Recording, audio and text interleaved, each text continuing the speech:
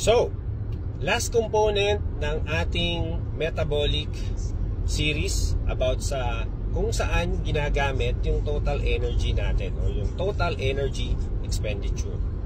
So, today, pag-uusapan natin is NEAT or NEAT. It stands for Non-Exercise Activity Thermogenesis. Pag sinabi natin non-exercise activity, ito yung mga movement na ginagawa natin na hindi tayo conscious. Okay? So, ibig sabihin, hindi natin sinasadyang gumalaw, pero napapagalaw tayo, kaya medyo mas marami yung nasa-spend natin ng energy. So, ano tong mga to? Ito yung napansin nyo kapag nakaupo kayo, tapos tinatap nyo yung inyong paa sa sahig. Diba? Minsan hindi kayo conscious dyan. Yan. Consider dyan na NEAT. Kasi hindi nyo sinasadyang gumalaw. O kaya kung kayo naman madalas mag-fidget. Alam niyo yun, yung galaw kayo ng galaw, move kayo ng puwet ninyo sa upuan, di ba?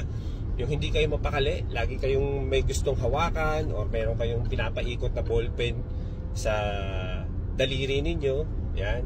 So those are considered as non-exercise activity thermogenesis. And kung kayo yung tipo ng tao na fidgety, okay, yung hindi mapakali, mas mataas yung nagagamit na energy ng katawan ninyo for NEAT compared dun sa mga tao na relatively is yung hindi masyadong gumagalaw, yung steady lang, di ba? So may mga tao din naman na gano'n na hindi sila fidgety. So sa mga cases na yon, mababa lang yung ini-spend ng katawan nila na energy for NEAT or non-exercise activity thermogenesis.